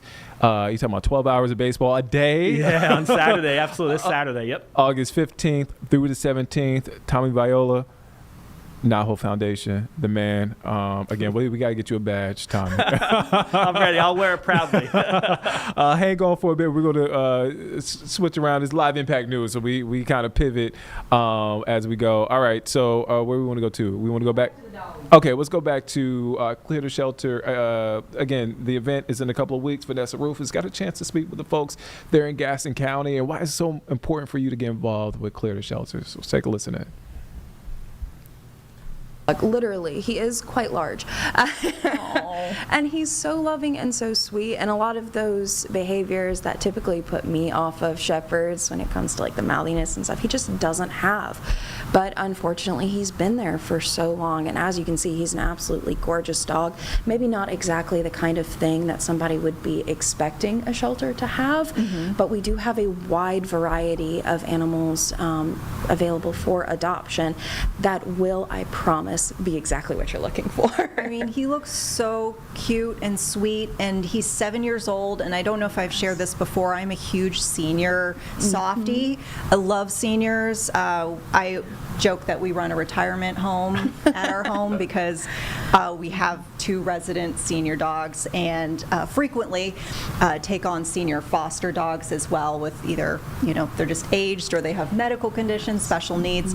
Not as a rule, we've done some puppies too, but we just find that the personalities, and sometimes they kind of get overlooked for no reason, I feel like, at a shelter. Oh, absolutely. And it's so sad because a lot of those things that people are looking for in a pet, you find so much more easily in a dog that's grown than you do a puppy. Yeah. Puppies are wonderful, they're phenomenal, but they are a lot of work, whereas a more senior dog may be a bit more manageable for most people, and a lot of the times they still have so many good years left on them, which is a big concern, and I understand that, but they have so much love to give in that time. It makes the whole entire experience work. That talking from personal experience. Yeah. Well, speaking of seniors, we've got another one that you've shared. This is Luna. She's 8 years old. She's a terrier mix. I love her cute photo shoot. Oh my gosh, baby. Luna is a personal favorite of mine. She is, again, just a lot more laid back, very cuddly, very sweet, housebroken. Again, a lot of those things that people are looking for when it comes to dogs. And with her particularly, a lot, you mentioned the medical stuff earlier, a lot of people are put off whenever they see anything medical put on, but at least in our facility, we make sure to never adopt out anything that we don't think the average adopter can handle. Yeah. So when you see a medical, please don't be put off. Talk to us. We are more than happy to go over what that care might look like. If we didn't think the average person could, we wouldn't have them available. At that point, we would have them available for rescue only or something similar. In her case, the medical is skin related. Okay. Her skin issues used to be a lot more difficult to manage, but she's come a long way. It's bats at this point. Okay. And she has minor heartworm, which we do send the treatment home for with that's great. those adoptions. Yeah, I mean, because depending on the treatment, because we've had to do the heartworm for some of our pups, because we've actually, now that I think about it, all of ours have actually come, even one that has passed from cancer. He lived to a ripe old age of 10, but they did come with heartworm, and that could be a potentially pricey treatment, but it's great when the shelter is able to kind of handle some of that. Is that like the daily dose, I know, or sorry, the monthly dose, where Yes. they kind of get the preventative plus an antibiotic? I think that's what I've seen done at some shelters. Yes, yeah, and that is the method that we are moving forward with, Okay. is that slow kill. You could, of course, always talk. All right, you're watching Live Impact News on WCNC Plus. I'm Nick Sturdivant. That's Vanessa Rufus' full interview. You can check it out on our YouTube and on our website, WCNC.com. That's with the folks with Gaston County, talking about Clear the Shelters. We're also going to have more live interviews today. Yes, we have 2 Clear the Shelters interviews today. Clear the Shelter Lots of interviews. pets that need help in all across our area. Yes, I agree. So make sure you tune in for that. A great show today. A lot going on. We got a lot in these 2 hours. Sure did. But stay here on WCNC Plus. Charlotte Today is next, midday after that. And then we are back at 12:30. Thank you for joining us this morning.